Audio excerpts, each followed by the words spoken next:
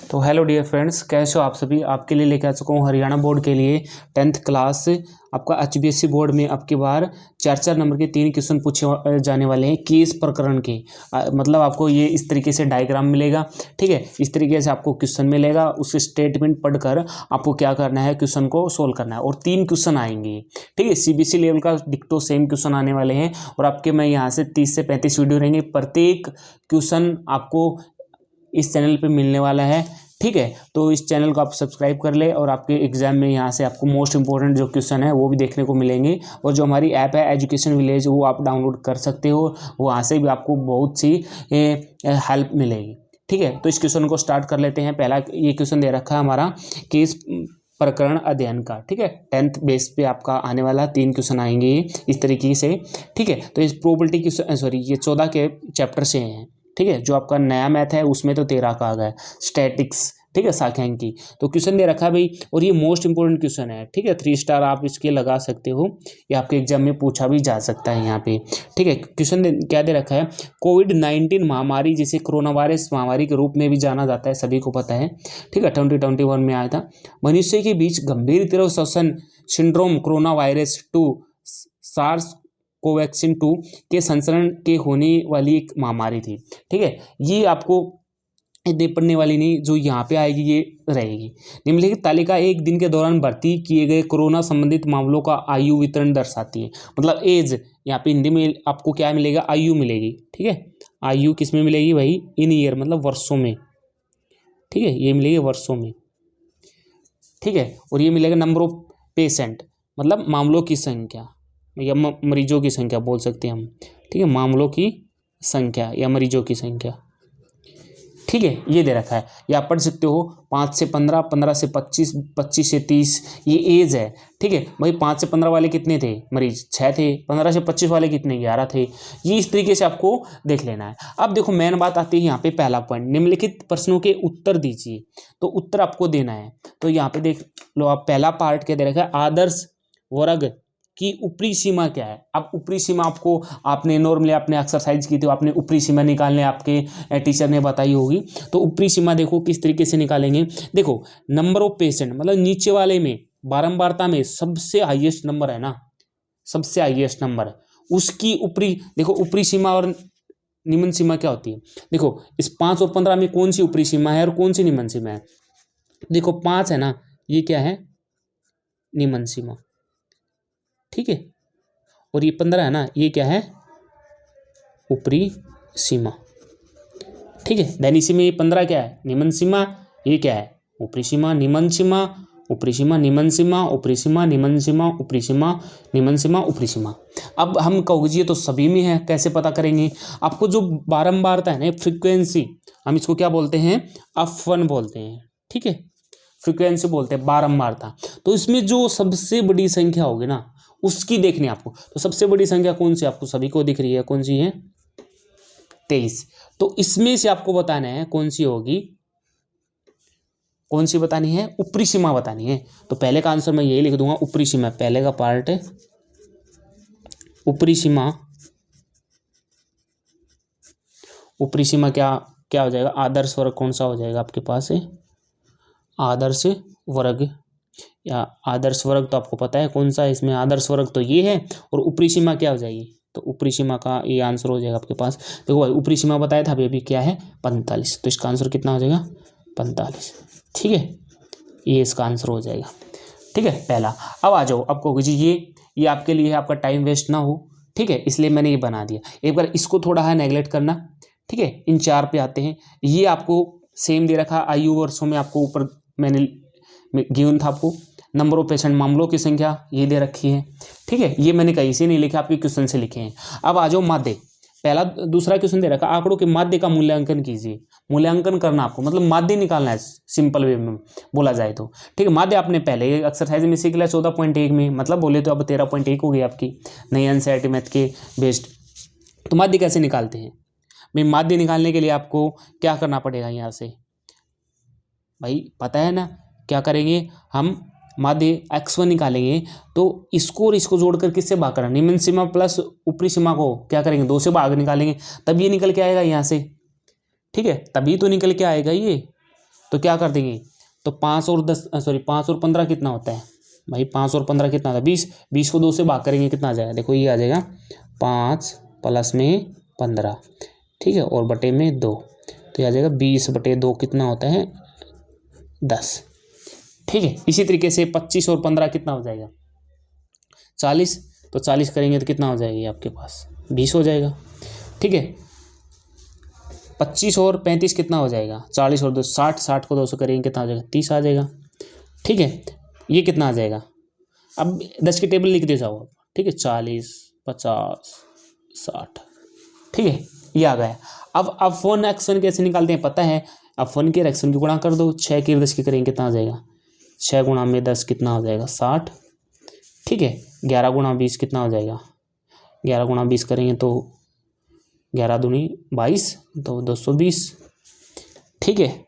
अब इसकी करो 30 की 21 के करेंगे तो 21 गुणा में 30 कितना आ जाएगा, 21 42 की 63 630, ठीक है। 23 के 40 के करेंगे तो कितना आ जाएगा, 23 गुणा 40, 23 चौके कितना होता है भाई 92 होता है, ठीक है, यही जीरो सेम, ठीक है। अगला 14 और 50 के करेंगे, ठीक है, 14 पंचो कितना होता है 17 होता है, तो एक जीरो सेम। 5 की और 60 के करेंगे कितना आ जाएगा, 5 का 30, एक जीरो सेम मतलब 300, ठीक है। अब देखो अब फोन कितना है, अब इनको जोड़ दो भाई, मरीज कितने हैं आपको, आपके जो मरीज है नंबर ऑफ ये कितना है, देखो ये किसका सिंबल है, समेसन जिसको हम बोलते हैं, ठीक है। अब फन कितना है, देखो जोड़ो, 6 और 11 कितना था 17, 17 और 21 कितना था 38, 38 और 23 कितना होता है आपके पास, 38 और 3 कितना होगा आपके 41 और 20 61, और 14 कितना होगा आपके 75, और 5 है 80, ठीक है। ये कितना हो गया भाई, नंबर ऑफ जो पेशेंट हैं मरीज हैं वो कितने हैं 80 हैं, ठीक है, कितने हैं 80 हैं। अब इनका जोड़ और करना आपको, इनका भाई माध्य निकालने के लिए माध्य का फॉर्मूला क्या होता है भाई, माध्य का फॉर्मूला सभी को पता है, दूसरा पार्ट कर रहे हैं हम, दूसरा पार्ट माध्य का फॉर्मूला होते हैं, माध्य का फॉर्मूला क्या होते हैं एक्स वेनिकुलम मतलब बार, ठीक है। तो समेसन F1 x1 बटे में क्या होता है समेसन F1, ये क्या होता है माध्य का फॉर्मूला होता है। अब भाई इनकी क्या करेंगे, गुणा करेंगे, गुणा कर लिया हमने, इनका जोड़ भी करो, अब जोड़ करेंगे कितना आएगा, जोड़ दो भाई इन सभी को जोड़ दो, तो सभी को जोड़ोगे ना तो 2800 इसका वो हो जाएगा, ठीक है। जोड़ लेना आप 738 कितना होगा 1000, और एक बार मैं पूरी डिजिट वाले जोड़ 900 कितना 1900, 600 कितना 19 और 600 2500, और 200 2700, 60 ये 20 ये 80, और 2830 बनेगा, सॉरी भाई 2800 कितना बनेगा 30 बनेगा, ठीक है, ये आ जाएगा। अब तो रख देते हैं, आपके क्या आ जाएगी यहाँ से माध्य निकल जाएगा 2830 बटे में कितना, अपन कितना है 80 है, 10 से 10 काट दी, ठीक है। अब 8 से इसको भाग कर दो, ठीक है, 8 से भाग करेंगे कितना आ जाएगा आपके पास, ये आ जाएगा 35.4, ये इसका क्या आ जाएगा माध्य आ जाएगा, ठीक है, माध्य निकल आया आपके पास। अब तीसरा पॉइंट और ये देख लो भाई, तीसरा क्या दे रखा है बहुलक। अब एक बहुलक तो नॉर्मल होता है भाई, जो सबसे ज़्यादा बार है वो बहुलक आ जाएगा, इसमें बहुलक ऐसे नहीं निकलेगा आपका, ठीक है। बहुलक के लिए बहुलक का फॉर्मूला आना चाहिए आपको, तो बहुलक का फॉर्मूला क्या होता है, बहुलक फॉर्मूला क्या होता है बहुलक का, सॉरी आप लिख देता हूँ, बहुलक का फॉर्मूला क्या होता है अल प्लस, ठीक है, क्या होता है F1 माइनस F0 बटे में क्या होता है 2F1 minus F0 minus F2, ठीक है, और क्या होता है भाई गुणा में अच। आपको होगी जी ये क्या क्या है, इनका मतलब क्या है, अच क्या होता है, अल क्या होता है, ठीक है, ये आपको पता करना है। तो देखो सबसे पहले अल क्या होगा भाई, निम्न सीमा लोअर लिमिट होती है अल, ठीक है, यहाँ पे लिख लो आप, अल क्या होता है, अल क्या होता है आपके पास से निम्न सीमा, ठीक है, निम्न सीमा मैं लिख देता हूँ, कोई बात नहीं, ये वीडियो थोड़ी सी लेंथी होगी 12 13 14 मिनट की, ठीक है। अब क्या होता है एच, एच क्या होता है, एच होता है वही वर्ग माप, ठीक है। अब बात आती है F1 क्या होता है, देखो भाई F1 क्या होता है, बहुलक वर्ग की बारंबारता, मतलब जो सबसे ज़्यादा है, लिख देता हूँ बहुलक वर्ग की बारंबारता, ठीक है, बारंबारता ये आता है F1। अब बात आती है आपके पास से F0 भाई, ये क्या होता है, F0 क्या आता है भाई, बहुलक वर्ग से ठीक पहले वाले वर्ग की बारंबारता। क्या बोला, बहुलक वर्ग से ठीक पहले वाले वर्ग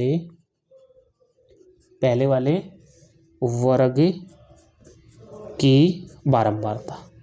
समझ गए, बता देता हूँ एक बार क्या मतलब। मान लो बहुलक वर्ग की बारंबारता क्या है, इसमें हाईएस्ट क्या है, 23 है, तो ये क्या है, F1 है आपके पास, लिख देता हूँ ये क्या है, F1 है, ठीक है। अब क्या बोला है, F0 बहुलक वर्ग से ठीक पहले वाले वर्ग की बारंबारता F0 होगी। तो देखो ये बारंबारता है बहुलक की, तो इससे पहले वाला ये क्या है आपके पास, F0, ठीक है, समझ गए। अब आ जाती है बात किसकी, F2 की भाई, यही लिख देता हूँ F2, यही ना F2, थोड़ा F2, ठीक है, क्या लिख देता हूँ F2। ये F2 क्या है, F2 ये है भाई बहुलक वर्ग के ठीक बाद वाली बहुलक वर्ग के ठीक बाद आने वाली बारंबारता भाई, ठीक है, वो लिख लेना, आने वाली बारंबारता। अब वो क्या होगी, F2। तो देखो इसके बाद तो यही आ रहा है, ये क्या आ जाएगा, F2, ठीक है, फॉर्मूले में पुट कर देंगे और आंसर आ जाएगा। चलो पुट कर देते हैं, देखो यहाँ से यहाँ से देख लेते हैं, तो क्या आएगा यहाँ से, तो देखो यहाँ से हमारा क्या आ जाएगा, फॉर्मूला हमने बता दिया था, क्या होता है भाई, अल, तो हमारा इसमें अल क्या हो जाएगा, किसमें, सॉरी थोड़ा, हाँ, अल क्या हो जाएगा इसमें, तो अल बताऊँ मुझे क्या हो जाएगा, तीसरा पार्ट यहीं दे रखा ना, बहुलक बताना है, तीसरे पार्ट में हम बोल सकते हैं हमारा जो बहुलक है कौन क्या हो जाएगा, अल कितना है आपके पास, 35 है, लोअर लिमिट जो नहीं बताई थी आपको, देखो ये रहा, आपको यहाँ दिखा देता हूँ, अल ये 23 है ना, इसकी वाला ये क्या होगा, अल होगा आपका, ठीक है, लोअर लिमिट ये है। अब अच क्या हो जाएगा आपके पास भाई, अच मतलब वर्ग, जो आदर्श वर्ग है उसकी ऊपरी सीमा हो जाएगी, ठीक है, अच्छा वर्ग माप है ना, तो उसकी वो क्या हो जाएगी, सॉरी लोअर लिमिट, ये 35 होगी निम्न सीमा, ठीक है। तो अच भी आपको देखना है यहाँ से, अच मतलब वर्ग अंतराल कितना गया इसमें, अच ये कितना होगा, मैं लिख देता हूँ आपके पास में, अल कितना आपके पास 35, अच कितना है 10, मतलब वर्ग अंतराल होता भाई अच, ठीक है, सॉरी वर्ग अंतराल, ठीक है, कितना वर्ग अंतराल भाई, F1 कितना था आपके पास, F1 कितना था आपके पास 23 था, ठीक है, F0 कितना था आपके पास 21, F2 कितना था आपके पास 14, ठीक है। पांचों लेके लिए फॉर्मूले रख दो, फॉर्मूला क्या आपके पास है भाई, बहुलक का फॉर्मूला, किसका, बहुलक का, क्या होता है, अल प्लस में F1 माइनस F0, ठीक है, 2F1 minus F0 minus F2 गुणा में अच, रख दो यहाँ पे, ठीक है। तो यहाँ पे रखेंगे तो ये क्या है, अल है, ठीक है, अल कितना है 35 प्लस में, ठीक है, F1 कितना है 35 प्लस में 23 माइनस F0 21 बटे में 2 गुणा में F1 कितना है 23 माइनस F0 21, ठीक है, फिर क्या है माइनस क्या दे रखा है F2 14 और गुणा में कितना है अच कितना है 10। सोल्व कर लो, 35 प्लस में 23 में से 21 जाएंगे, कितने बचेंगे आपके पास 2 बचेंगे, ठीक है, बटे में, अब देखो 2 की 23 की करेंगे 46, ठीक है, 46 माइनस का 21 और माइनस का 14 कितना होता है माइनस का 35, तो माइनस के प्लस का 46 और ये 35, तो कितना 11 बचा गुणा में 10, ठीक है। तो अब गुणा कर दो, 35 प्लस में 2 की 10 की गुणा करेंगे कितना, 20/11। ठीक है। अब इसके नीचे एक कर दो, एलसीएम ले लो इसका और सोल्व कर दो। एलसीएम कितना आ गया, 11 आ गया। ठीक है, एलसीएम 11, तो 11 को 1 से भाग करेंगे, भागफल 11 को 35 से करो, कितना आ जाएगा आपके पास। या आप ऐसे कर लो, ये 35 है, 20 को 11 से भाग कर लो, नॉर्मली आंसर आ जाएगा। ठीक है, ऐसे भी कर सकते हो भाई, ऐसे बोला हूँ, इसको मत करो ऐसे। ठीक है, तो 35 प्लस में 20 को 11 से भाग कर लो, 20 को 11 से भाग करेंगे तो 1.82 आएगा। ठीक है, तो इसमें जोड़ दो इसको, 35 में से 1 ये जोड़ेंगे 1.82, तो कितना आ जाएगा, 36.82 हो जाएगा। ठीक है, ये इसका आंसर हो जाएगा। तो ये होगा आपका 3 का पार्ट। ठीक है, 3 का पार्ट होगा आपके पास ही। अब अथवाड़ा और देख लो, दिए गए आंकड़ों का माध्यक वर्ग बताना है, मतलब माध्यक नहीं बताना, माध्यक वर्ग बताना है आपको। तो माध्यक वर्ग निकालने के लिए आपको संचयी बारंबारता निकालनी पड़ेगी। तो संचयी बारंबारता कैसे निकालते हैं, जो क्यूमुलेटिव फ्रिक्वेंसी होती है, देखो जो आपकी मामलों की संख्या है ना, फ्रिक्वेंसी होती है, उनका आपको सबसे पहले तो इसको सेम लिखना है, पहली संख्या। अब इसमें जोड़ते चले जाना अगली संख्या, 6 और 11 कितना होता है, 17। देखते हैं, 6 प्लस 11 कितना होता है, 17। ठीक है, 17 होता है ना। अब 17 यहाँ तक और 21 ये, तो कितना हो गया, 21 प्लस में 17 कितना हो गया, 38। ठीक है, 38 हो गया ना, 38। अब 38 ये हो गया और 23 ये, 38 प्लस में 23 कितना हो गया, जोड़ देना, 3 और 11, 1 6, 2 और 5, 2 और 3 5 और 1 6, 61।